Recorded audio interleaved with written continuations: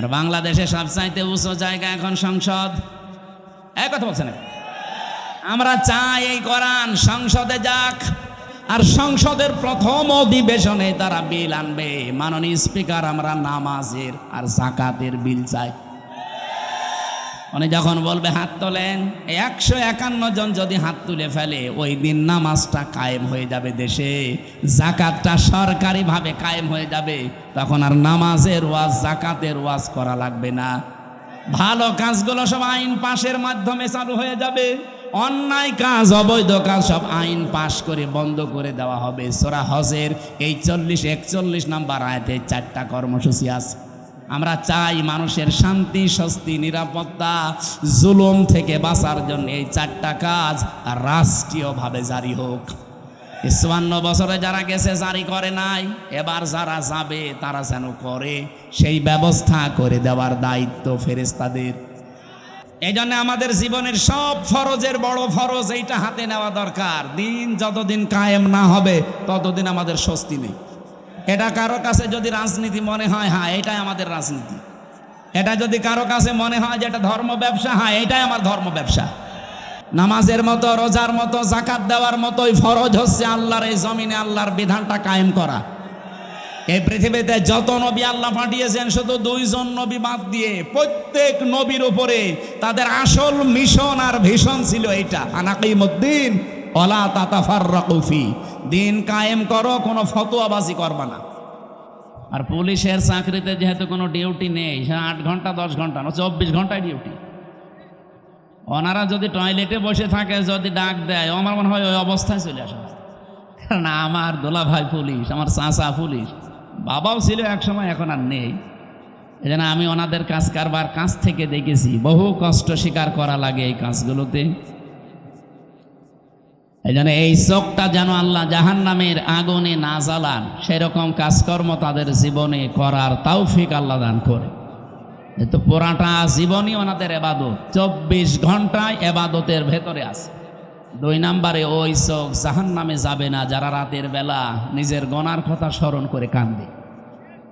এখানে 2 প্রকার মানুষই আমরা আছি, ওনারাও আছে। এখানে রাত জেগে গুনার কথা স্মরণ করে কন্দন করা মানুষ নেই। সুতরাং আমরা 2 প্রকার চোখই নিয়ে এখানে বসে আছি। এই চোখ দিয়ে আজকে আল্লাহর কোরআনে কারিমের কিছু কথা দেখতে চাই, কান দিয়ে শুনতে চাই। আল্লাহ আমাদের তৌফিক দেন, বলেন আমিন। আমি যে কথা তুলেছিলাম ওইদিকে যাবো ইনশাল্লাহ। দল, মত, জাতি, বর্ণ, ধর্ম নির্বিশেষে আজকের এই অনুষ্ঠান, এটা কি শুধু মুসলমানদের জন্য সাজিয়েছেন? না, অন্য ধর্মের যদি কেউ এসে থাকে, নাকি এই থানায় অন্য ধর্মের মানুষ নেই? আছে। অন্য ধর্মের কেউ যদি এসে থাকেন, আপনাকে ওয়েলকাম জানাচ্ছি। আমার যতটুকু বাস্তবতায় আমি দেখেছি, আমার মনে হয় কোনো মানুষ যে ধর্মই মেনে চলুক, ও যদি একটু বিবেকটা কাজে লাগায়, তাহলে পৃথিবীর 4,500 ধর্ম আছে, কোনো ধর্মে তার এই বিবেকে সাই দেবে না যে আমি থাকি। শুধু মান বলবে, টেনে আসবে যে আমি এই পৃথিবীর শান্তির ধর্ম ইসলামে যেতে চাই। কয়েকদিন আগে যশোরে এক কলেজের অধ্যাপক, BCS ক্যাডার, ওনারা বলেছিলাম যে স্যার, আপনাকে মুসলমান হওয়া লাগবে না, আপনি শুধু আমাদের ধর্মীয় গ্রন্থ কোরআন শরীফটা একটু বুঝে বুঝে পড়বেন। আপনি বাংলায় পড়েন, ইংরেজিতে পড়েন, যেভাবেই হোক বুঝে পড়বেন। 3 মাস পরে দেখি আল্লাহর বান্দা মুসলমান হয়ে গেছে। ওনারা জিজ্ঞাসা করলাম, আপনি 3 মাসের সময় নিলেন না হঠাৎ? বলছে, আমি কোরআন শরীফের পুরাটা আমি আনাকম জানাকম পড়ি নাই, বুঝে বুঝে পড়েছিলাম। পুরাটা পড়ার পরে আমার বিবেক আর মানে নাই। আমি দেখলাম যে আমার ধর্মে যেটা 12 মাসে 13 পূজা করি আমরা, আমার দেবতার কোনো অভাব নেই। 33 কোটি দেবতা আমাদের। কত? আপনি যদি ওনারে বলেন যে স্যার একটু নাম বলেন তো কয়টা, আমার মনে হয় 33টার নামও বলতে পারবে না। অথচ এখানে আমরা মক্তবে যারা পড়ে, এদেরকে জিজ্ঞাসা করেন আল্লাহর নাম কয়টা, অন্তত 99টা তো বলবে না? আল্লাহর নাম কয়টা? না, 5,000-5,000-এর উপরে আমরা তাফসিরে পড়েছি আল্লাহর নাম 5,000-এর উপরে। আমরা 99টা কায়দায় পেয়েছি, তো এটাই বলি। এইটাও অন্তত যারা মক্তবে 1-1.5 বছর 2 বছর পড়ে, ওদের একেবারে ঠোঁটস্থ থাকে, মুখস্থ না, ঠোঁটের আগায়। আর মক্তবে যারা শুরু করে তাদেরকে এই নামের গুণাগুণগুলো শিক্ষা দেওয়া হয় যে রব মানে সৃষ্টিকর্তা, রব মানে প্রতিপালক, রব মানে আইনদাতা, রব মানে অভিভাবক, রব মানে উকিল। 19টা অর্থ কমপক্ষে শেখানো হয়। যারা মক্তবে পড়ান তারা অবশ্যই জানেন আল্লাহর প্রত্যেকটি নামের গুণাগুণ তাকে বোঝানো হয় যে সামনে এরকম কিছু আসবে তোমার জীবন। আল্লাহ রাব্বুল আলামিন কোরআনে কারিমে জানিয়েছেন সিবগাতাল্লাহ ওয়া মান আহসানু মিনাল্লাহি সিবগাতা ওয়া নাহনু লাহু আবিদুন। আমার রঙে রঙিন হও, আমার চাইতে উত্তম রং পৃথিবীতে আর কারো আছে? আল্লাহর রং কি? কালো, সাদা, কি? এই যে নামগুলো নিয়েছেন, এই নামগুলোর বৈশিষ্ট্য আমাদের ভেতরে আল্লাহ দেখতে চান। আমার আল্লাহর নাম হচ্ছে খালেক, তিনি সৃষ্টিকর্তা। তিনি কি? বলেন বলেন। তিনি শুধুমাত্র সৃষ্টি করেন এতটুকু না, সূরা মরিয়ম কি তহার ভেতরে আছে তিনি সৃষ্টি করার পরে ওই সৃষ্টি চলতে যা লাগে ওই পথটা তিনি শুধু দেখাতে পারেন, অন্য কেউ পারে না। যেন এখান থেকে একটা বিষয় আমরা আপনাকে, যে এখানে রেকর্ড হচ্ছে তো সারা দুনিয়া যাচ্ছে, এখন এটা অলরেডি লাইভ চলছে। সারা পৃথিবীর যারাই দেখেন আল্লাহকে, যারা রব সৃষ্টিকর্তা এই শব্দে বিশ্বাস করে, তাদের জীবনে এই শিরিকটা যেন না আসে যে সৃষ্টিকর্তা অন্য কেউ হতে পারে। আমরা দুঃখজনক হলেও সত্য যেহেতু বলা লাগছে, আমাদের যিনি পালিয়ে গেল উনি একবার বলেছিলেন যে এই ফসলে বরকত হওয়ার পর বলেছিলেন মা দুর্গা গজে চড়িয়ে এসেছে, এই জন্য ফসলে বরকত হয়েছে। ফসলে বরকত সৃষ্টি করে কি আল্লাহ না দুর্গা? অন্য হিন্দু যদি বলতো আমি জীবনে কিছু বলতামই না, সে একটা হাজি মানুষ। এরপর একজন মুসলমান বলেন তো ওনার মুখে এই কথা মানায়? আল্লাহর যেই গুণ, আপনি সেই গুণটা কার ভেতরে দিয়ে দিচ্ছেন, একটু টের পাচ্ছেন না যে কি বলছেন আপনি? এখানে শিরিক যারা করে ওই এলাকাকে আল্লাহ রাব্বুল আলামিন নিরাপত্তার বেষ্টনীর বাইরে ফেলে দেন। এই জন্য আমরা চাই আমাদের ব্যক্তি, পরিবার, সমাজ, রাষ্ট্র, আমাদের এই দেশটা নিরাপত্তা দিয়ে রাখুক চীন, ভারত, আমেরিকা, কে? আমরা আল্লাহর নিরাপত্তা চাই। যেন আল্লাহর পক্ষ থেকে যদি সত্যি আপনি নিরাপত্তার বেষ্টনীতে থাকতে চান, ঈমান যতটুকু আছে এটার ভেতরে যেন শিরিক মিশ্রণ না হয়। শিরিক কি? আল্লাহ যেটা পারে ওইটা অন্য কেউ পারে, এই বিশ্বাস করার নাম শিরিক। কি কথা বলেন? পৃথিবীতে আল্লাহ যেটা অন্তত পারে ওইটা অন্য কেউ পারে না। যদি কেউ বিশ্বাস করে না আমার এই ভগবানও পারে, এমনকি আমার এই পীর সাহেবও পারে, আপনি কিন্তু শিরিক করে ফেলেছেন। আর শিরিক করলে আপনি মুশরিক। কি বলেন বলেন?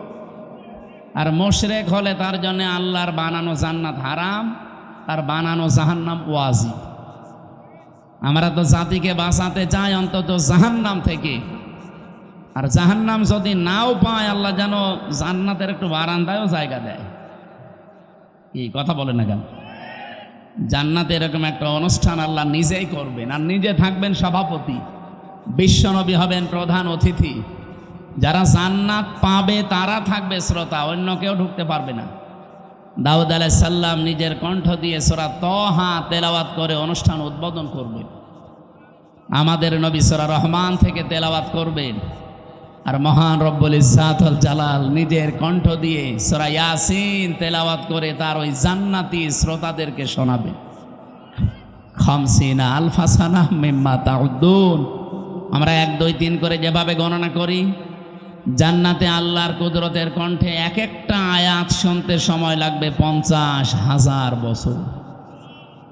জান্নাতের যত নিয়ামত আছে মানুষ ভুলেই যাবে। আমাদের কপালে আছে কিনা আমরা জানি না, তবে আমরা আশা করতে পারি আল্লাহ যেন ওই ময়দানে আমাদের শ্রোতা হিসাবে একটু জায়গা করে দেন। বলেন বলেন আমিন। হ্যাঁ দেবে। আপনার জীবনে এমন কোনো কাজ যদি থাকে যেটা আল্লাহ ছাড়া আর আপনি ছাড়া আর কেউ জানে না, আল্লাকা সিররুন ইনদাল্লাহ বাইনাকা আনতা ওয়া বাইনাল্লাহ, আল্লাকা সাদাকাতুন তাখফা লা ইয়ালামুহা ইল্লাল্লাহ। কবি বলছে এমন কোনো কিছু তোমার জীবনে আছে, সাদাকা হোক নেক কাজ হোক, যেটা আল্লাহ ছাড়া আর তুমি ছাড়া কেউ জানে না। এরকম গোপন কিছু কাজ করে রাখবে। আমি এক ওসি সাহেবকে পড়াতাম বিশ্ববিদ্যালয়ে যখন ছিলাম, ওই 10 সালে। উনি আমার মাঝে মাঝে এই প্রশ্নটা করতেন যে দুনিয়ায় এমন কিছু গোপন কাজ করব কেউ জানে না, কিয়ামতের দিন যেন এটা নেওয়া যায় মালিকের কাছ থেকে। ওই দিন থেকে আমি এই কবিতাটা মুখস্থ করেছিলাম, এখনো পর্যন্ত নাড়া দেয় আমার অন্তরে। কথাটা অনেক দামি কথা না? আপনি গোপনে এমন কিছু করে রাখবেন যেন অন্য কেউ জানে না। ওই যে পাহাড়ের যে 3 যুবকের ঘটনা আমরা শুনি, তাদেরকে আল্লাহ মুক্ত করেছিলেন তাদের গোপন এই নেক কাজের কারণে। তারা 3 জনেই গোপনে আল্লাহকে খুশি করার জন্য এমন এমন নেক কাজ করেছিলেন যেটা আর কেউ জানতো না। আল্লাহ রাব্বুল আলামিন ওই 3টা নেক কাজের ওসিলা দিয়ে তারা এই গোপন কাজের যেই দোয়া করেছেন, এত বড় বিশাল বিপদ যেখানে মরণ ছাড়া উপায় ছিল না, ওই বিপদ আল্লাহ কাটিয়েছেন, কালো মেঘ দূর করে দিয়ে তাদেরকে আল্লাহ বাঁচিয়ে দিয়েছেন। এই জন্য এমন এমন কাজ জীবনে করে রাখবেন। এই যে যারা সেজদা দেন, রাতের বেলা উঠে একটু নিরিবিলি, পৃথিবীর সব ঘুমিয়ে গেছে, এমন একটা সেজদা লাগাবেন, অন্তত এক সেজদায় যেন 1 ঘন্টা কেটে যায়। আমি জেলখানায় থাকতে 3টা বছর বহু সেজদা এমন পেয়েছি, মানুষকে নিচেও দিয়েছে, মজাও লাগে একটা আলাদা।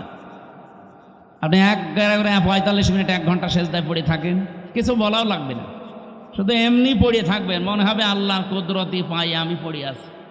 একটা আলাদা অনির্বচন সুখ আপনাকে আল্লাহ দান করবে, যেটা কিনতে পাওয়া যায় না। আল্লাহ আমাদের জীবনে এরকম কিছু গোপন নেকির কাজ করার তৌফিক দেন, বলেন আমিন। আমার ভাইরা, আমার যে কথা তোলার ছিল আমি তুলেছি। আমাদের ঈমান আমরা শিরিক মুক্ত করতে চাই।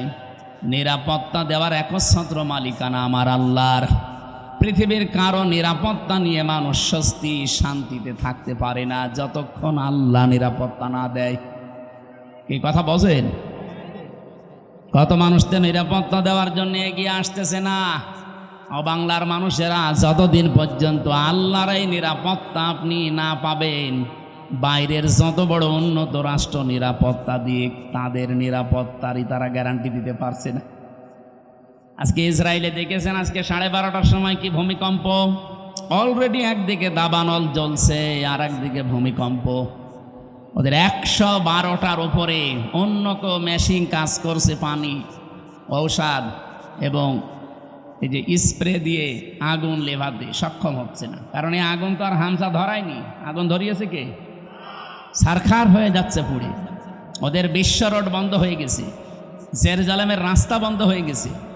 এভাবে যদি আর সর্বোচ্চ সপ্তাহখানিক ওরা কন্ট্রোলে আনতে না পারে, পৃথিবীর মানচিত্র থেকে এই জঘন্যতম জাতি ইহুদিরা, ইসরায়েল রাষ্ট্র, এটা পৃথিবী থেকে হালাক হয়ে যাবে।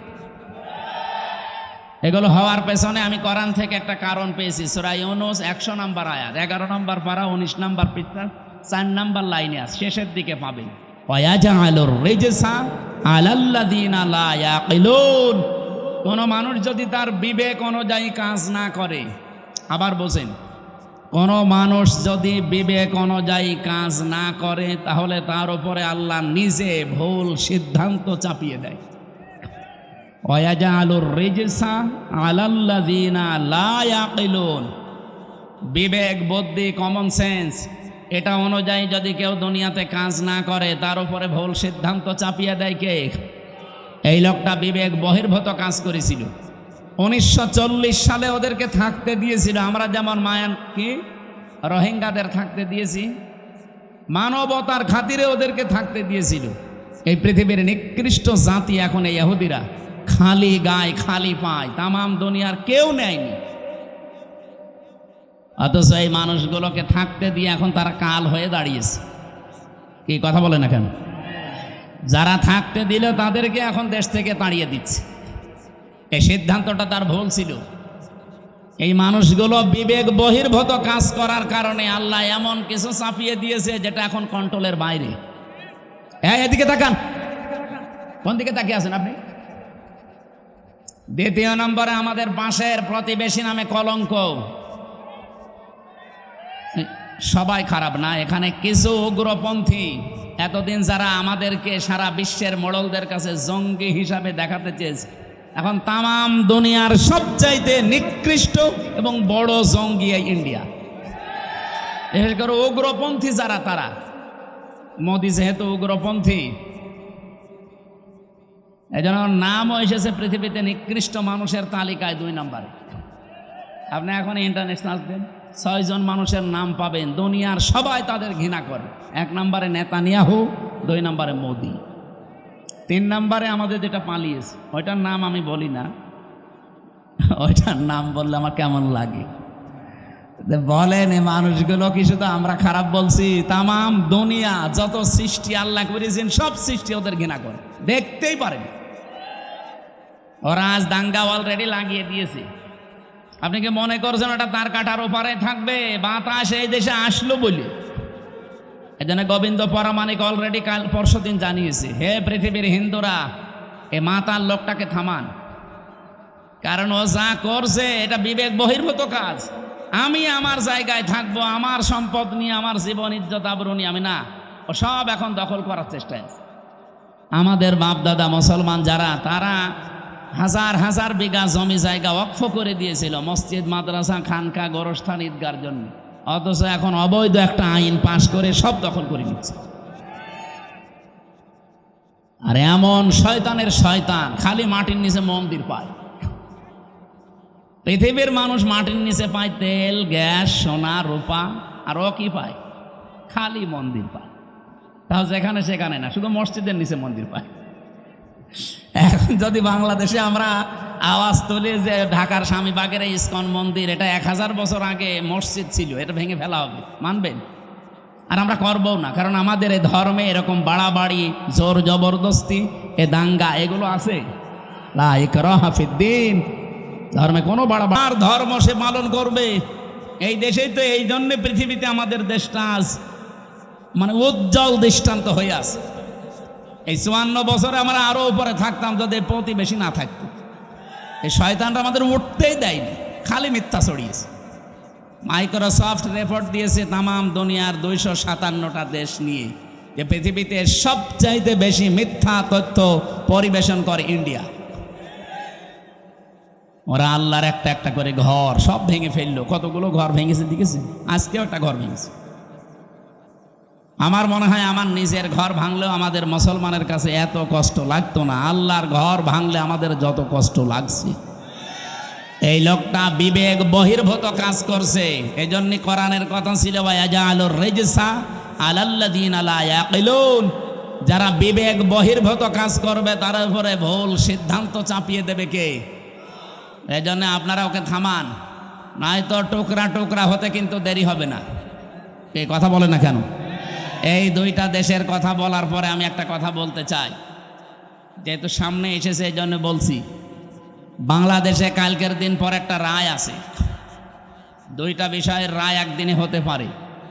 নিবন্ধন এবং একটা মাজলুম মানুষ, জনাব এটিএম আজহারুল ইসলাম। আমার মনে হয় যারাই দায়িত্বে আছেন বিবেক বহির্ভূত কোনো কাজ করবেন না। যদি বিবেকের বাইরে সে কোনো কাজ করেন, রাগে হোক আর কারো ইশারায় হোক, ভুল সিদ্ধান্ত কিন্তু আল্লাহ চাপিয়ে দেবে, তখন আর সামাল দিতে পারবেন না। কারণ এই দেশের মানুষ অলরেডি তাদের দেওয়ালে পিঠ ঠেকে গেছে বারবার এই তারিখ পেছাতে পেছাতে। আর মামলার তারিখ পেছালে যে কেমন লাগে, আমি তো এই 3 বছরে টের পেয়েছি। আমার মামলাটা কমপক্ষে 30 বার সিএমএম কোর্ট, জজ কোর্ট, হাইকোর্ট মিলে 30 বার উঠেছে। যেদিন ওঠে মনে করলাম যাক আজকে বের হতে পারবো। ও আল্লাহ, বিকালবেলা সংবাদ আসেছে না, হয়নি, আবার 1-1.5 মাস পেছিয়েছে। এই সময় যে কি কষ্ট লাগে, যারা জেলে থাকে তারা ছাড়া এ ওয়াজ করে বোঝানো যাবে না। অথচ কয়বার ঘোলার এলে লোকটাকে বারবার ঘোরাচ্ছে, এমনকি 6 তারিখে ডেট দিয়ে এখন আবার ফের 8 তারিখে। আমার মনে হচ্ছে এরা যদি বিবেক বহির্ভূত কাজ এবার করে না, এবার সামাল এরা দিতে পারবে না। আমার কথা আমি সবাইকে জানাচ্ছি, আগামী 8 তারিখে, কালকের দিন পর, আমরা চাই এই মাজলুম মানুষটাকে নিঃশর্তভাবে খালাস করে দেওয়া হোক। এ মাসলুম মানুষটা বেকার 13 বছর জেলে আছে। যে সমস্ত সাক্ষী, এগুলো পৃথিবীর অষ্টম আশ্চর্য বিষয়। 6.5 কিলোমিটার দূর থেকে নাকি সাক্ষী দিল, 3 কিলোমিটার, কেউ 2.5 কিলোমিটার। ওর চোখে কি শকুনের চোখ লাগানো ছিল, তাও তো সম্ভব না। এই জন্যে বাঙালিকে আর হাইকোর্ট দেখাবেন না। বিবেক বহির্ভূত কোনো কাজ যেন এদেশে আর না হয়। আমি 318 পৃষ্ঠা পড়লাম এই 3 দিনে। যে নারী কমিশন যেটা জমা দিয়েছে, এর ভেতরে প্রায় কোরআনের 13টা আয়াতের ওরা ভুল ধরেছে। আরে 13টা আয়াত কেন, 13টা অক্ষরও তো বাদ দেওয়া কোরআন থেকে সম্ভব না। এই কথা বলেন না কেন?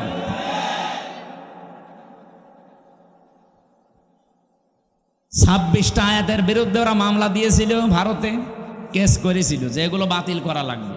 আর এরা অলরেডি 13টা আয়াতে হাত দিয়েছে। এদের পেছনে কোনো রাঘব বোয়াল আছে, অথবা এরা মানসিক বিকারগ্রস্ত, মেয়াদ উত্তীর্ণ গাঁজা খেয়ে ফেলিছে। মেয়াদালা গাঁজা খেলেও তো মানুষ, আমি তো দেখি লালনের মাজারে পুলিশে পাহারা দেয়, মেয়াদালা গাঁজা খাইতে, এই জন্য ওরা চুপচাপ থাকে। আর এরা মেয়াদ উত্তীর্ণ গাঁজা খেয়েছে, এই জন্য এমন এমন কথা দিয়েছে। এ মানে পড়ার পরে আমার আশ্চর্য লাগছে, এরা কি বাইরে থাকার মতো সুস্থ মানুষ? এদের তো পাবনায় পাঠানো দরকার। ওরা লিখেছে যে স্বামী স্ত্রীর যে মিলন, এই মিলনে যদি স্ত্রী রাজি না থাকে, স্বামী যদি সহবাস করে জোর করে, তাহলে তার বিরুদ্ধে ধর্ষণের মামলা দেওয়া হবে। ধর্ষণের মামলা যদি দেয়, রায় হবে কি? ফাঁসি। কথা বলছেন এখানে যে একজন বিচারপতি আন্দাজে ফাঁসি দেবে, সাক্ষী লাগবে না। আর স্বামী স্ত্রীর বিষয়টা তারা 2 জন ছাড়া কেউ জানে। এখন ওখানে তো আমার মনে হয় ইউটিউবারদের দিয়ে রাখা লাগবে যে দেখ কি এরা কি খেয়ে কথা বলে, আমি বুঝি না। অথচ এটা পড়া কোরআন শরীফের একেবারে মানে টাটকা বিরোধী কথা। সূরা নূরে কি নেশার ভেতরে আছে স্বামী স্ত্রীর যে ব্যবহারের নিয়ম নীতি, যেসব পুরা তারা পাল্টাতে চায়। 2 নম্বরে তারা লিখেছে যে দেহ আমার, সিদ্ধান্ত আমার। এটা কোরআনে কারিমের প্রায় 8টা আয়াতের বিরুদ্ধে। আমি নিজে যতটুকু পড়েছি, আলা আলাহুল খালকু ওয়াল আমরু ইনিল হুকমু ইল্লা লিল্লাহ, এরকম 8টা আয়াত সরাসরি কোরআনের বিরুদ্ধে ওরা কলম ধরেছে। ওরা বলতে চায় দেহ আমার, সিদ্ধান্ত আমার। আর আল্লাহ বলেন এ সৃষ্টি আমার, সিদ্ধান্ত আমার। দেহ আপনার, আপনাকে কে বলেছে? আপনি দেহের মালিক। আমি এই যে 33 বছর বয়স আমার, বলেন তো 34 বছর আগে হামজা নামে উল্লেখ করার মতো আমি কিছু ছিলাম না। 92 সালে আমি জন্ম নিয়েছি, অথচ 91 সালেও হামজা নামে আমি এখানে বসার যোগ্যতা রাখতাম। আমার মা বাবা দায়িত্ব পালন করেছে, তারা শুধু বিছানায় ছিল, এই বাকি যা করার সব করেছে আমার আল্লাহ। আল্লাহ বলেন মায়ের রেহেমের ভেতরে বাবার এই বীর্যটা যখন দ্রুত গতিতে এখানে এসে হাজির হয়, কমপক্ষে এটা 40 দিন 40 দিন 40 দিন 40 পাল্টাতে থাকে। 120 দিনে আমি আল্লাহ এইটাকে কমপক্ষে 4-8টা জিনিস বানিয়ে ফেলি। আপনি যদি এখানে কম্পিউটার ভেড়াতেন, স্ক্রিন দিলে আমি একটা একটা করে আপনাকে দেখাতে পারতাম। বাবার এই নাপাক পানিটা দিয়ে আল্লাহ যে 4টা জিনিস বানায়, এটা সূরা তরিকের ভেতরে আছে। ফালিয়ানজুরিল ইনসানু মিম্মা খুলিকা মিম্মা দাফিকি ইয়াখরুজু মিন বাইনিস সুলবি ওয়াত তারাইব। এক একটা শব্দ যদি ভেঙে ভেঙে আপনি অর্থ করেন, দেখবেন সুলবন 1 বচন দিয়েছেন, তারাইব দিয়েছেন বহু বচন। আমি এটা বাইবেল, কোরআন এবং সায়েন্স, ডক্টর মরিস বোকাইলের লেখা এ আয়াতের তাফসির পড়তে গিয়ে উনি খুব সুন্দর করে বিজ্ঞানের ব্যাখ্যা দিয়েছেন। পড়ার পরে আমার মনে হচ্ছিল এতদিন আমি যেভাবে পড়েছিলাম, এটা পড়ি কোরআন শরীফ একেবারে হাতে কলমে জিবরাইল আমারে শেখাচ্ছে। বাবার এই নাপাক পানিটা যখন যেতে থাকে, বিজ্ঞান এখন দেখাচ্ছে কম্পিউটার দিয়ে কমপক্ষে 40,000 হামজা তৈরি হওয়ার ক্ষমতা রাখে 1 ফোঁটা বীর্য। মায়ের জরায়ুর যে দেওয়াল আছে এখানে ধাক্কা লেগে হয়তো অনেকে পড়ে যায়, যেতে পারে না ওই রেহেম পর্যন্ত। হয়তো কারো একটা যায়, দুইটা যায়, পাঁচটা যায়। এই পৃথিবীতে 13টা পর্যন্ত সন্তান জন্ম দিয়েছে এক মহিলা ক্যালিফোর্নিয়ায়। এর উপরে আর কেউ পারে নাই। বলেন তো 40,000 মানুষ একটা ফোঁটার ভেতরে আমার আল্লাহ লুকিয়ে রেখেছে। যদি মায়ের পেটে জায়গা থাকতো আমার আল্লাহ 40,000 সন্তানই ওখান থেকে বের করত। আমি ওই দিন থেকে যে প্রতিযোগিতা আরম্ভ করেছি, আমাকে কেউ হারাতে পারে নাই। আমার নিজেরই ভাই বোন কিন্তু 40,000-এর ভেতরে মাত্র আমি হামজা একা বেঁচেছিলাম। বাকি 39,999 জন সব ওই দেওয়ালের সাথে ধাক্কা লেগে মরে গেছে। আল্লাহ পাক ওখানে আমাকে নিয়ে প্রথম 40 দিনে সুম্মা খালাকনান নুতফাতান আলাকাতান ফাখালাকনাল আলাকাতা মুদগাতান ফাখালাকনাল মুদগাতা ইযামা ইলা আখিরি আয়াত। সূরা মুমিনুনের ভেতরে আছে। আল্লাহ পাক বলেন আমি নিজে ওইটা দিয়ে 4টা জিনিস বানাই: চুল, রগ, হাড় আর পর্দা। আর মায়ের রেহেমের যে কারারিম মাকিন বলা হয়, যেখানে হাতের স্পর্শ লাগে না, এই জায়গায় একটা থলি আছে, নাপাক পানির থলি। এইটা দিয়ে আমি আল্লাহ 4টা জিনিস বানাই: রক্ত, গোশত, চর্বি আর চামড়া। 4 8টা জিনিস এক হয় 120 দিনের ভেতরে। তখন আমি আল্লাহ নিজের পক্ষ থেকে কমপক্ষে 5টা জিনিস আমার বান্দার জন্য দান করি। وَجَعَلَ لَكُمُ السَّمْعَ وَالْأَبْصَارَ وَالْأَفْئِدَةَ ইলা আখিরি আয়াত। এই তথ্যটা আছে সূরা নাহালের ভেতরে 14 নম্বর পারা, 14 নম্বর পৃষ্ঠা, 13 নম্বর লাইনের 78 নম্বর আয়াতের মাঝের অংশে আছে। আল্লাহ বলেন শ্রবণ শক্তি, দর্শন শক্তি, বাক শক্তি, আকেল শক্তি আর ঘ্রাণ শক্তি, এই 5টা আমি আল্লাহ আমার রব নামের কারণে তোরে ভিক্ষা দিয়েছি। যদি একটা কম দিতাম দুনিয়ায় তুই আসতিস, কিন্তু পূর্ণাঙ্গ হয়ে না, অপূর্ণাঙ্গ হয়ে। বলেন তো রব নামের কারণে যে 5টা জিনিস আল্লাহ দয়া করে আমারে দিলেন, যদি দর্শন শক্তি না দিত তাহলে আমি আসতাম কিন্তু কানা হয়ে। অনেক কানা মানুষ আসে না? বলেন বলেন। আল্লাহ পাক যদি বাক শক্তি না দিত কথা বলা, তাহলে আমি আসতাম কিন্তু বোবা হয়ে। আমাকে যদি আল্লাহ শ্রবণ শক্তি না দিত আমি আসতাম কিন্তু কালা হয়ে। যদি আকেল শক্তিটা না দিত আসতাম কিন্তু পাগল হয়ে। অনেক পাগল আসে না? তখন আমাকে স্বাভাবিকভাবে স্টেজে ওঠা দূরের কথা, প্রধান অতিথি, বিশেষ অতিথি, ওসি সাহেব দূরের কথা, মানুষ বলতো নাম এখান থেকে কানা, পাগল। স্টেজের ধারে পাশেও পাগল কানারে আসতে দিত। একটুখানি এই জায়গায় নিজেকে নিয়ে ভাবেন আল্লাহ কি দয়া আপনার উপরে করলেন। এই জন্য মানুষের ওই দুর্বল জায়গায় আল্লাহ পুরা কোরআনে যেখানেই উনি ইঙ্গিত দিয়েছেন এমন শব্দ ব্যবহার করেছেন যেটা আল্লাহরও বিশ্বাস হতে চায় না। সূরা বাকারার 27 নম্বর আয়াতে দেখবেন, 28 নম্বর আয়াত আল্লাহ রাব্বুল আলামিন বলেন কাইফা তাকফুরুনা বিল্লাহি ওয়া কুনতুম আমওয়াতান ফাআহইয়াকুম সুম্মা ইউমীতুকুম সুম্মা ইউহয়ীকুম সুম্মা ইলাইহি তুরজাউন। মানুষ আমার সাথে নাফরমানি করে কি করে? আমার বিধান মানতে চায় না, ও এত সাহস পায় কি করে? এই জন্য আল্লাহ শব্দ শুরু করার আগে কাইফা দিয়েছেন। এখানে যারা আরবি গ্রামার বোঝে, যারা বালাগাত মানতে পড়ে পড়ায়, ওদের জিজ্ঞাসা করেন কাইফা শব্দটা কমপক্ষে 29টা অর্থে ব্যবহার হয়। আমি সামারাইজ করে 19টা অর্থে পেয়েছি। এর ভেতরে 13 নম্বর একটা কায়দা বালাগাত মান থেকে আছে। কাইফা শব্দ সেন্টেন্সের আগে ব্যবহার করা হয় এই জন্যে যেটা আল্লাহরও বিশ্বাস হতে চায় না। আল্লাহ বলেন কাইফা তাকফুরুনা বিল্লাহ, মানুষ আমার সাথে নাফরমানি করে, কুফরি করে, আমার বিধান মানতে চায় না। কেমন করে? অথচ মৃত ছিল, ওকে আমি জীবন দিয়েছি। আল্লাহরও বিশ্বাস হচ্ছে না যে লোকটা আমার সাথে কুফরি করতে পারে।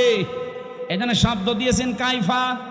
এজন্য মানুষ আমরা যখন কুফরি করি, আল্লাহর নিয়ামতের শুকরিয়া আদায় না করে নাফরমানি করি, তখন আল্লাহ আশ্চর্য হয়ে থাকে যে কি এও আমার সাথে নাফরমানি করতে পারে, অথচ কি ছিল? মৃত ছিল। বলেন বলেন। ওখান থেকে আমি আল্লাহ 6 মাসের পরে ওরে জীবন দিলাম। বিজ্ঞান এখন দেখাচ্ছে মানুষের মায়ের পেটে 6 মাসের আগে পর্যন্ত কিন্তু জীবন দেওয়া হয় না। এর আগে বিভিন্ন স্ট্রাকচার তৈরি করা হয়। 360টা হাড় দিয়েছেন আল্লাহ, জোড়া দিয়েছেন, 9768 প্রকার চামড়া দিয়েছেন শরীরে। এক এক জায়গার চামড়ার গুণাগুণ এক এক রকম। কমপক্ষে আপনার বিভিন্ন জায়গায় যে চামড়াগুলো আছে, চামড়ার সাথে এমন কিছু সেট করা আছে, এই যে শুধু এই চামড়াটুকুতে 153টা রগ দেওয়া আছে, রেখা।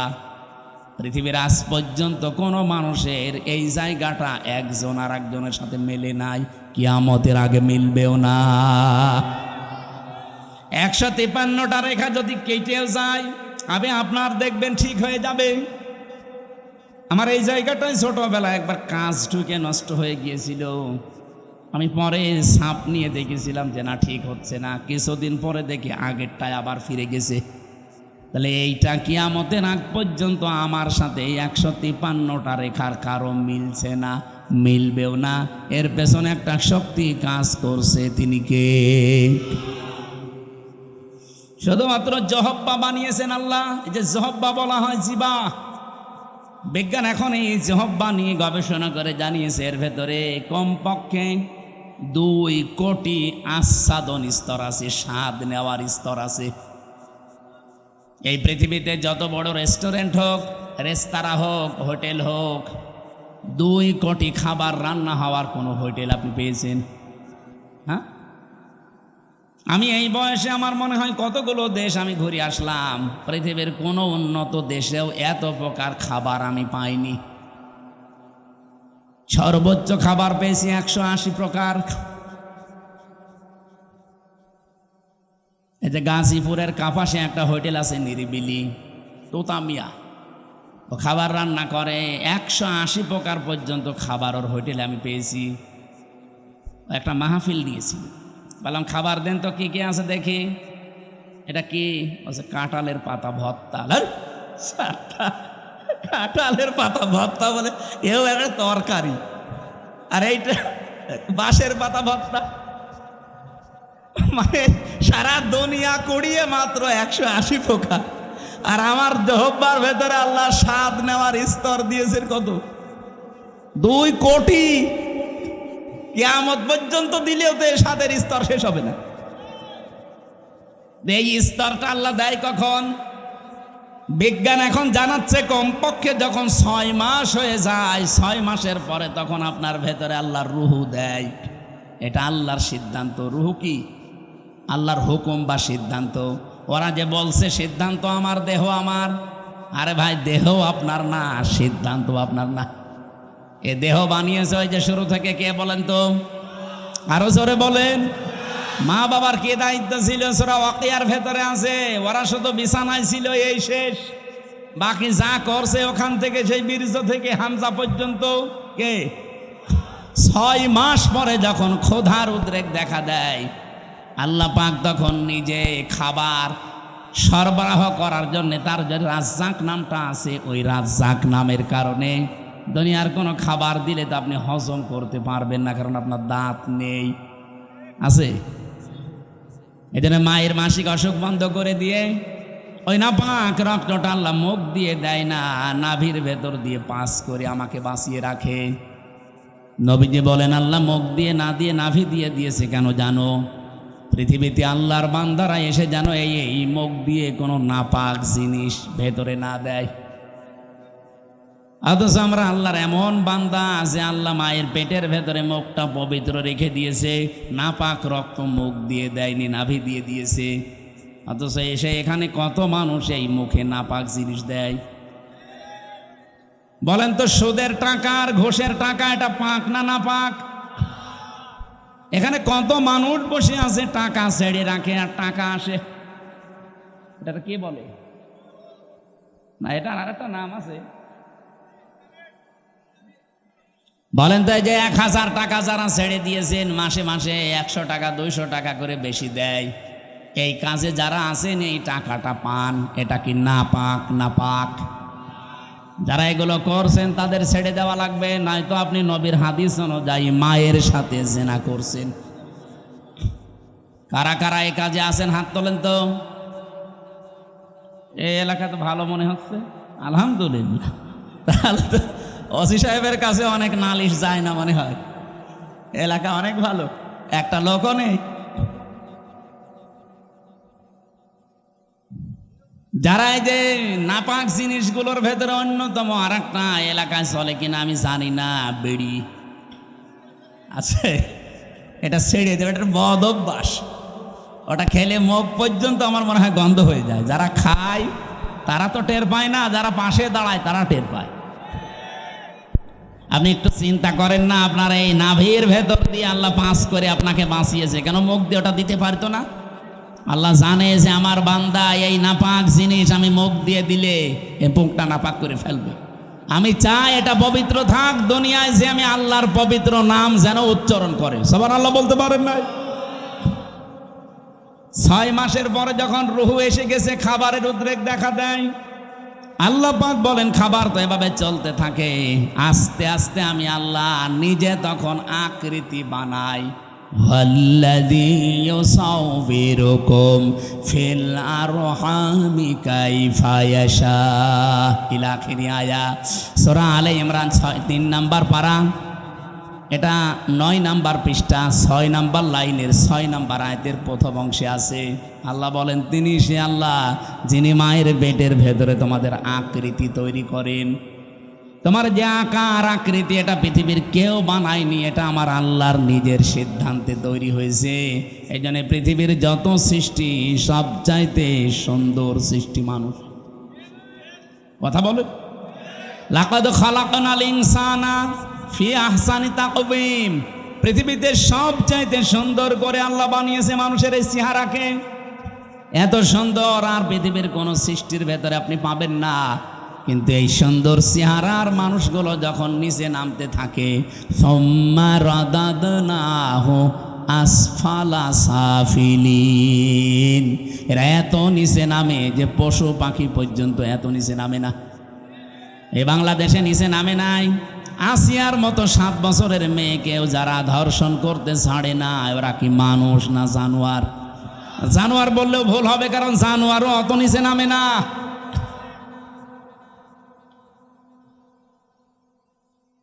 কোরআনে কারিমের সূরা এটা বানি ইসরাইলের ৭০ নম্বর আয়াতের প্রথম অংশে আছে, 15 নম্বর পারা 8 নম্বর পৃষ্ঠার প্রথম নাম্বার লাইনে আছে। এটা আমি শিক্ষা দেওয়ার জন্য বলছি।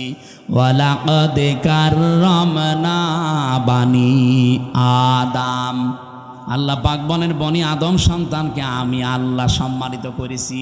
কে? আরো জোরে। বনি আদম সন্তান হলেই হবে, সে কোন ধর্ম মানে ওটা তার ব্যাপার, কিন্তু বনি আদম সন্তানকে আমি সম্মান দিয়েছি। আল্লাহ এখানে বলেন না যে আমি মুসলমান সন্তানকে সম্মান দিয়েছি, না। বনি আদম সন্তান যারা মানুষ পদবাচ্চা বিবেচিত যারা, তাদের সম্মান দিয়েছে কে? কিন্তু দুঃখজনক হলেও সত্য, এই বাংলাদেশে এই সম্মানিত সৃষ্টি মানুষের সম্মান নিয়ে সবচাইতে বেশি সিনিমিনি খেলা হয়েছে। 54 বছর তো বটে, 15.5 বছর আরো বেশি। আমরা চাই আগামীতে এই সম্মানিত সৃষ্টি আল্লাহ যাদের সম্মান দিলেন, এই বনি আদম সন্তানের সম্মান নিয়ে কেউ যেন সিনিমিনি খেলতে না পারে। আমার কথার অর্থ আপনি বুঝেছেন? আপনি না বুঝলেও এরা বুঝেছে। আগামীতে কেউ যেন এদের সম্মান নিয়ে সিনিমিনি খেলতে না পারে, সেই ব্যবস্থা করা লাগবে। যারা এই ব্যবস্থা ভেঙে দিয়েছিলেন ওইটা আবার জোড়াতালি দেওয়া লাগবে। আল্লাহর কথা তো অনেক ওজন, আপনি টের পাননি, আমি অনেক ভেতরে চলে গেছি। এই সম্মানিত সৃষ্টির সম্মান আমরা চাই, এদের শান্তি স্বস্তি নিরাপত্তা কল্যাণ আমার আল্লাহর পক্ষ থেকে। যে মানুষগুলো তাদের ঈমানের সাথে শিরিক এবং জুলুম মিশ্রণ করবে না, তাদের জন্যে। জুলুম কি? যেই জিনিস যেখানে রাখা দরকার ওইটা ওই জায়গায় না রেখে অন্য জায়গায় রাখার নাম জুলুম। এই যে মাথার এই টুপিটা থাকা দরকার মাথায়, এটা যদি কেউ পায়ের কাছে রাখে টুপির সাথে জুলুম। এক কথা বলছেন না কেন? আমার স্যান্ডেল আমি পেছনে রেখে দিয়েছি, এটা থাকার দরকার পায়ের কাছে, এটা যদি আমি মাথায় নিয়ে বসে থাকি এটা এই স্যান্ডেলের উপরে জুলুম। কারণ যেখানে যার স্থান ওইটা ওই জায়গায় রাখা লাগবে। আল্লাহ পাক এই কোরআনকে পাঠিয়েছেন এই পৃথিবীর ময়দানে সবচাইতে উঁচু জায়গায় রাখার জন্যে। আর বাংলাদেশে সবচাইতে উঁচু জায়গা এখন সংসদ। এক কথা বলছেন না? আমরা চাই এই কোরআন সংসদে যাক।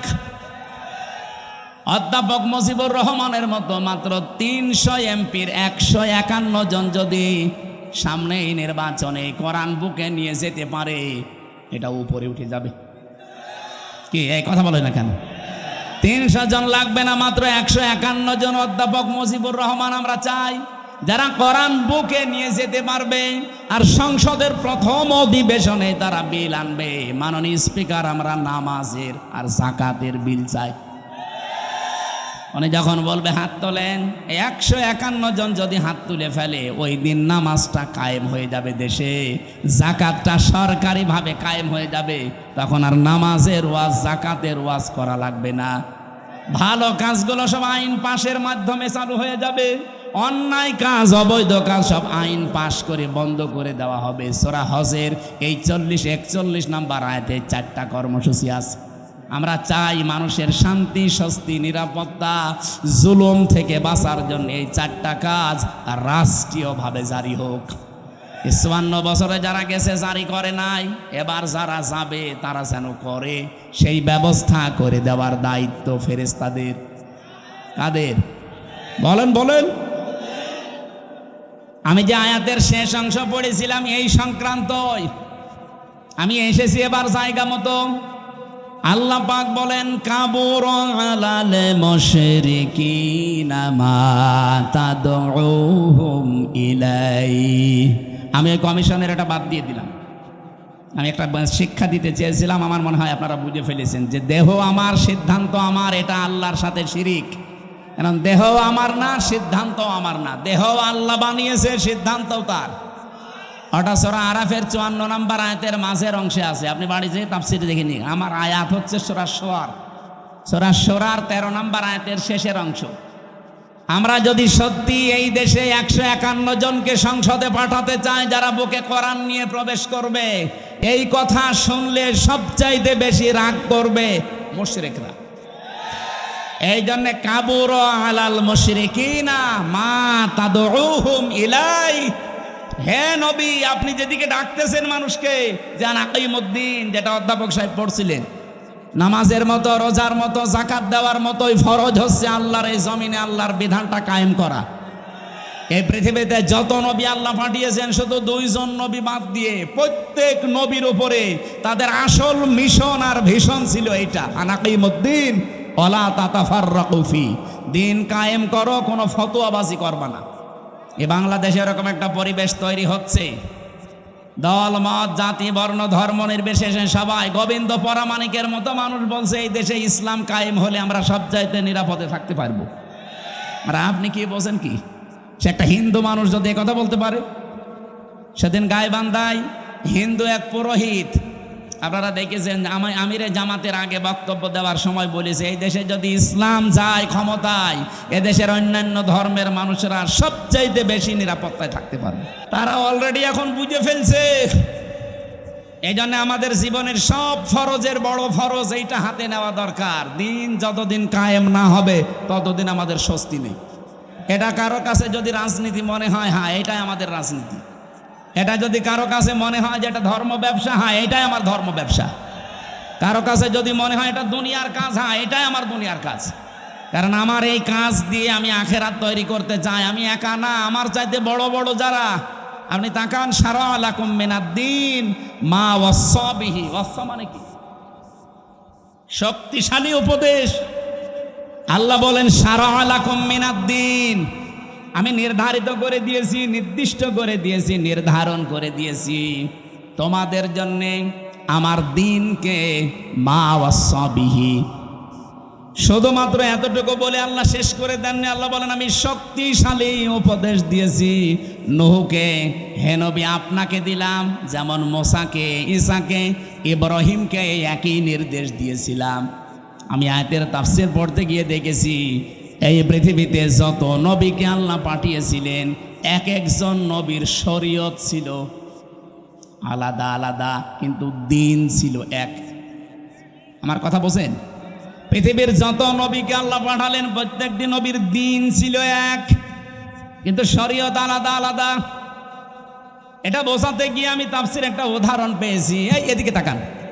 একজন বাড়িওয়ালা 5 জন কর্মচারী রেখেছে, এক একটা কর্মচারীর কাজ আলাদা আলাদা। মালিক কয়জন? আরো জোরে। কিন্তু কাজ যাদেরকে 5টা কর্মচারী আলাদা আলাদা দিয়েছে, প্রত্যেকটা অর্ডারের উপরে মালিকের যেহেতু হুকুম আছে, প্রত্যেকটা হুকুমের দাম আছে না নেই? তারা তো প্রত্যেকেই মালিকের কর্মচারী, কাজ এক একজনকে এক একটা ভাগ করে দিয়েছে। কেউ বাজার করবে, কেউ বাড়ি ঘর ঝাড়ু দেবে, কেউ দারোয়ানিতে করবে। আল্লাহ পাক বলেন, আমি মালিক, আমি দিন একটাই পাঠিয়েছি, কিন্তু এক এক নবীর শরীয়তে জীবন বিধানের ভেতরে আলাদা আলাদা নিয়ম দিয়েছিলাম। আমাদের নবী মুহাম্মদ রাসূলুল্লাহকে আল্লাহ যে শরীয়ত দিয়েছেন, আদমকে সে শরীয়ত দেয়নি। হযরত ঈসাকে যে শরীয়ত দিয়েছে, মুসাকে সেটা দেয়নি। কিন্তু লক্ষণীয় বিষয় একটা, যত নবী এসেছে দিন সবার কিন্তু এক ছিল, আর সবাইকে আল্লাহ নির্দেশ দিয়েছে আনাকিমুদ্দিন, দিন কায়েম করো। তাফসীরে আমি 2টা জিনিস এখান থেকে আরো ফলো করে পেয়েছি। এইদিকে তাকান। দিন যতদিন পর্যন্ত কায়েম না হবে তোমার ব্যক্তি, পরিবার, সমাজ, রাষ্ট্র, এলাকায়, আবার শুনুন, দিন যতদিন কায়েম না হবে তোমার এলাকায়, তোমার ব্যক্তিতে, পরিবারে, সমাজে, রাষ্ট্রে, যতদিন পূর্ণাঙ্গ দিন কায়েম করার সম্ভব হবে না, ততদিন পর্যন্ত যতটুকু দিন আছে অতটুকুই টিকিয়ে রাখার জন্য চেষ্টা করা লাগবে। না আমি বোঝাতে পারিনি, এটা একটু কঠিন। দিন এখনো বাংলাদেশে যেহেতু কোরআনের 500 আইন আছে, একটাও কায়েম নেই। আছে? হ্যাঁ, কিছু কিছু আছে হালকা।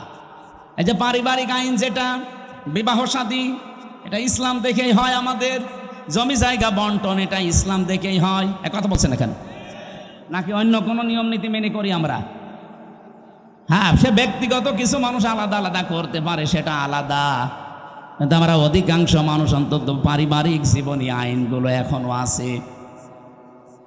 তাহলে যতদিন পর্যন্ত পূর্ণাঙ্গ দিন এই দেশে কায়েম না হবে, ততদিন পর্যন্ত অন্তত যতটুকু দিন আছে এইটাকেই টিকিয়ে রাখার জন্য চেষ্টা করা লাগবে।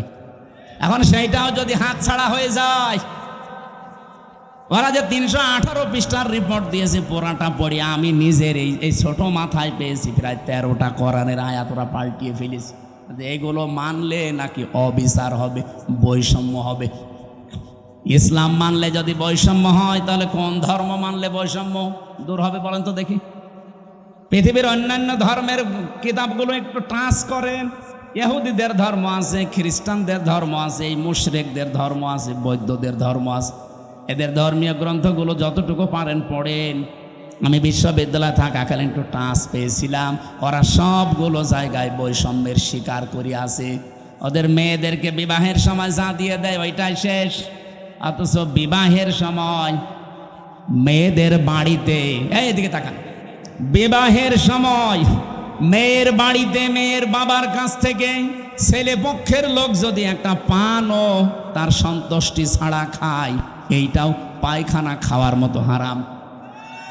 যেটা আমরা এই যে বরযাত্রী বলে চালিয়ে দেই, কোথায় পেয়েছেন ভণ্ডামি? এটা হিন্দুদের থেকে এসেছে এই বরযাত্রীর নিয়ম। মুসলমানদের বিয়েতে কোনো বরযাত্রী যাবে না, মুসলমানদের বিয়েতে হবে অলিমা। আর অলিমা কি ছেলের বাড়ি হয় না মেয়ের বাড়ি? হ্যাঁ, ছেলের বাড়ি। এলাকায় কি বরযাত্রী যাওয়ার সিস্টেম আছে? এটা বন্ধ করা লাগবে। কোন বাড়িতে এখন আর বরযাত্রী যাওয়া যাবে না, কারণ মেয়েদের সম্মান মর্যাদা নবীজি নিজে এত বাড়িয়ে দিয়েছেন। বিশ্বনবী যতগুলো বিয়ে করেছিলেন তার 4টা মেয়ে তিনি বিয়ে দিয়েছেন, একটাকেও তিনি বরযাত্রী খাওয়াননি। উনি করেছেন নিজে অলিমা, জামাইদেরকেও করিয়েছেন অলিমা। সুতরাং আজকে থেকে তওবা করেন, আমরা বরযাত্রীর দাওয়াত পেলে আর যাব। আমার সাথে একটা ছেলে থাকে, বলছে হুজুর এই ওয়াজ আর 2 দিন পরে করবেন, আমার বিয়েটা হয়ে যাক। জায়েজ যেটা নেই, জায়েজ নেই তো জায়েজ নেই, ওইটা আমি জায়েজ করবো মানে আজকে থেকে হারাম। এতদিন নাই না জেনে খেয়েছি, এখন আমরা আর খাবো? বরযাত্রী যাবেন,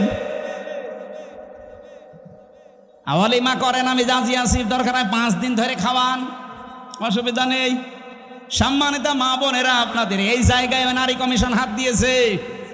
কত সম্মান আল্লাহ কোরআনে কারিমে নবীজির হাদিসে সূক্ষ্ম সূক্ষ্মভাবে আল্লাহ দিয়েছেন। যদি আপনার নিজের সম্মান আপনি বুঝতেন, নিজের এই মর্যাদা ফিরে পাওয়ার জন্য আন্দোলন করতেন।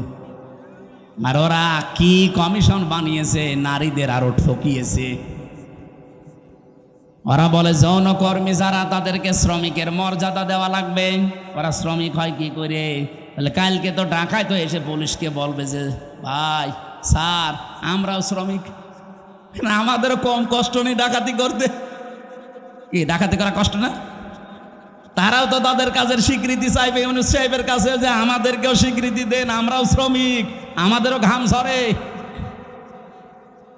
এটা না করে যদি ওনারা, এই যে 1 লক্ষ যৌনকর্মী আছে সারা বাংলাদেশ মিলে, সরকারি জরিপ, এই 1 লক্ষ মানুষকে, ওই মানুষগুলো সরকারিভাবে যারা টাকা বিভিন্ন জায়গায় ব্যাংকে পড়ে থাকে, ছাতা পড়ে যায়, কেউ জানে না, ওই টাকাগুলো নিয়ে নিন। জাকাতের মাধ্যমে হোক, এককালীন দানের মাধ্যমে, জোর করেই নেন, দরকার টাকা পড়ে থাকবে কেন? কাইলা একুনা দৌলাতাম বাইনাল আগনিয়াই মিনকুম, আল্লাহ বলেন আমি চাই না এক জায়গায় অর্থ সম্পদ টাকা পয়সা জমা হয়ে থাক, এটা ছড়িয়ে যাক, এটা কাজে লাগুক। সুতরাং এই টাকাগুলো আমার মনে হয় রাষ্ট্রীয়ভাবে সব আদায় করে 1 লক্ষ মেয়েদের পুনর্বাসন করা দরকার। কে কথা বলেন না কেন? হয় ওদের 2টা করে গরু কিনে দেন, 5টা ছাগল কিনে দেন, অথবা সেলাই মেশিন কিনে দেন, এমব্রয়ডারি করার জায়গা করে দেন।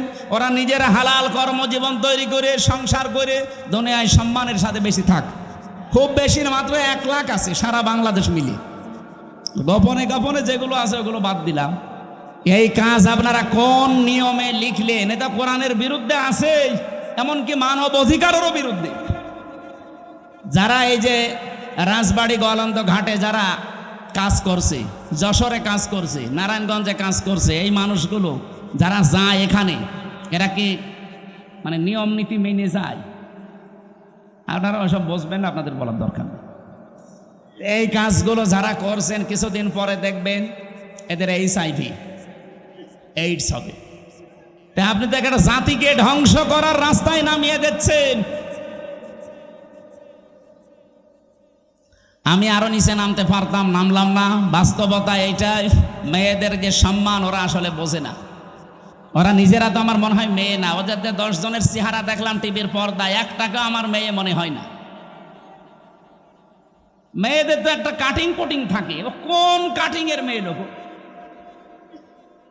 এখানে যারা পুরুষ মানুষ আছে, আমার মনে হয় আমি আওয়াজ দিলাম যে পুরুষ যারা পুরুষ প্যান্ডেলে আসেন, মহিলা যারা মহিলা প্যান্ডেলে যান। আর যারা যে বিড়ি খেয়ে বেড়াচ্ছে, ওরা কি? ওরা পুরুষও না মহিলাও না, ওরা কি? হিজড়া। আমার মনে হয় ওই 10 জন যে কমিশনে আছে, এগুলো একটা মেয়ে লোকও না, পুরুষও না, ওই হাফ। এই জন্য উল্টা পাল্টা রিপোর্ট দিয়েছে। এদের রিপোর্ট মানা তো দূরের কথা, এ কমিশনই বাংলার মানুষ মানে না। এই কথা বলেন না কেন? ওদের কমিশন যদি মেনে এই বিবেক বহির্ভূত কাজ করা হয়, এমন দাবানল জ্বলবে না। ওরা তো 112টা মেশিন দিয়েও পারছে না, আপনি সারা দুনিয়া এনেও পারবেন না। আমি ইঙ্গিত দিলাম, আশা করি আপনি বুঝেছেন। এরকম কোনো বিবেক বহির্ভূত কাজ এই দেশে আমরা কেউ করব না, সাপোর্টও করব না। তাহলে ভুল সিদ্ধান্ত আল্লাহ নিজে চাপিয়ে দেবে, তখন কন্ট্রোলের বাইরে চলে যাবে। আল্লাহ আমাদের হেফাজত করুন। তা আমরা বলছিলাম দিন যতটুকু আছে এতটুকু টিকিয়ে রাখা লাগবে। এইটাও একটা আনাকিমুদ্দিন, পূর্ণাঙ্গ যতদিন কায়েম না হয়।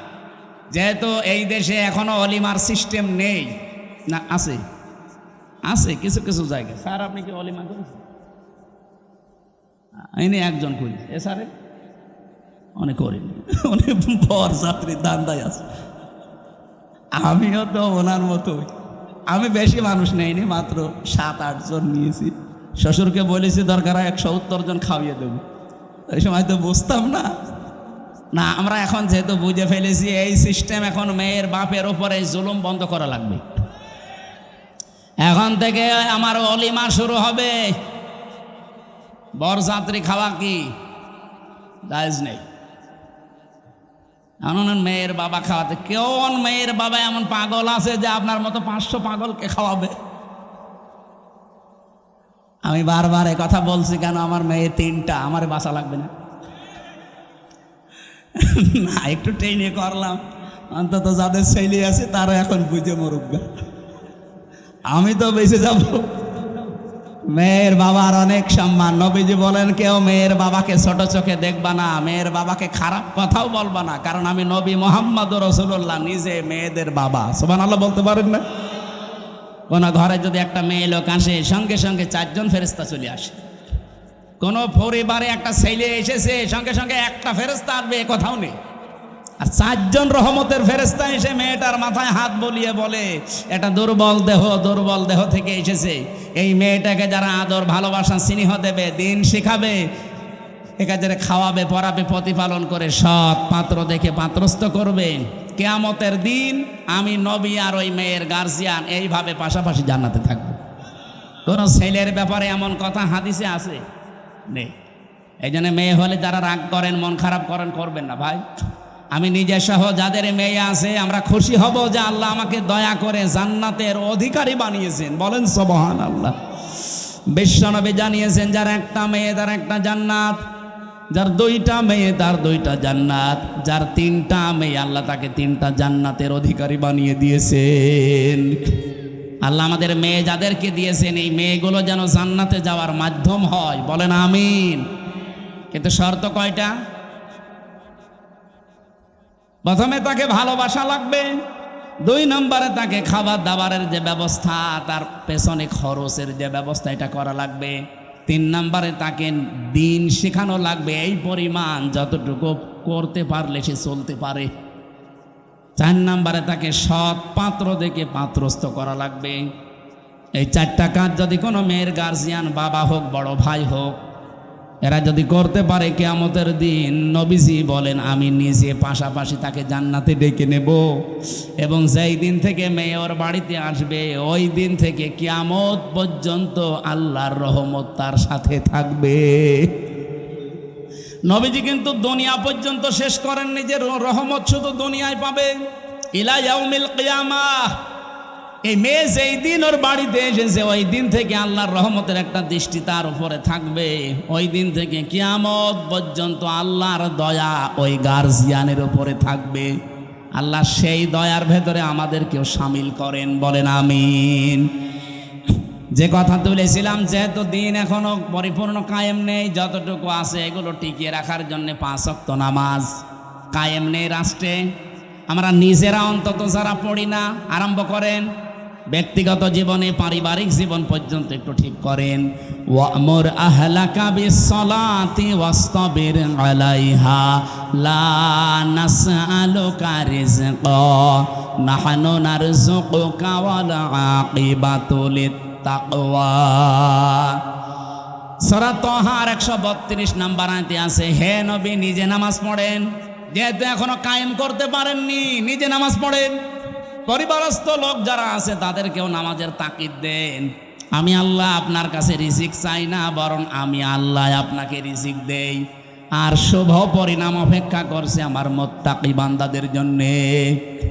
এজন্য দিন যেহেতু এখন আমরা কায়েম করতে পারি না, এবার পূর্ণাঙ্গভাবে যতটুকু আছে এতটুকু টিকিয়ে রাখার চেষ্টা করা ফরজ। আর এই কথাগুলো বললে সব চাইতে মন খারাপ হবে, খারাপ লাগবে যারা শিরিক করে বেড়ায়, যাদের ইমানের ভেতরে শিরিক আছে, যারা মুশরিক তারা। আল্লাহ পাক বলেন আল্লাহু ইয়াজতাবি ইলাইহি মাইয়াশা। আল্লাহর দিন আল্লাহর জমিনে কায়েম করার জন্য সবাইকে আল্লাহ নির্বাচিত করবে না, আল্লাহ সবাইকে পছন্দও করবে না, সবাইকে আল্লাহ বাছাইও করবে না। ইয়াজতাবি শব্দের শাব্দিক অর্থ হচ্ছে নির্বাচিত করা, বাছাই করা, নির্ধারণ করা, পছন্দ করা। আল্লাহ শুধু পছন্দ করবে তাকে, ওয়াহদি ইলাইহি মাইয়ুনিব, যেই লোকটা আল্লাহর দিকে মন থেকে ফিরে আসতে চায়। সুতরাং আজকে থেকে আপনি আল্লাহর বিধানের দিকে মন থেকে ফিরে আসার চেষ্টা করেন, আপনাকেও আল্লাহ দিন কায়েমের কর্মী বানিয়ে দেবে ইনশাআল্লাহ। আল্লাহ আমি সহ যারা এসেছি এই জমিনে দিন কায়েমের একজন কর্মী হিসাবে দায়িত্ব পালন করা আল্লাহ যে কবুল করবেন, তাদের সাথে আমাদেরকেও যেন পছন্দ করেন। বলেন আমিন। আরো জোরে বলছি আমিন।